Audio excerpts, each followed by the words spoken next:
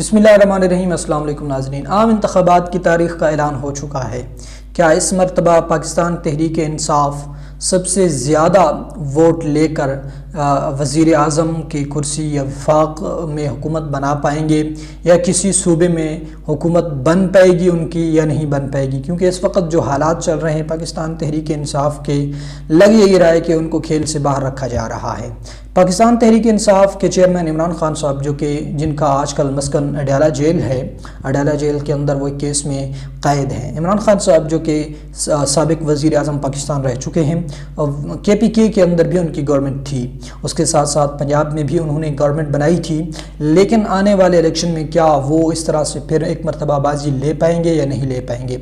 इमरान खान साहब जो कि जारहाना सियासत करते हैं और उनके कौल व फ़ेल में अक्सर तज़ाद भी देखा जाता है, लेकिन फिर भी वो वज़ीर आज़म के ओहदे पर पहुँचे थे और उन्होंने 2 सूबों के अंदर भी अपनी हुकूमत बनाई थी। आने वाले इलेक्शन में इस मरतबा नून लीग पर उम्मीद है, और नवाज़ शरीफ साहब फिर वतन वापस पहुँच चुके हैं, और वो ये कहते हैं कि इस मरतबा फिर नवाज़ शरीफ साहब पाकिस्तान के वज़ीर आज़म बनेंगे।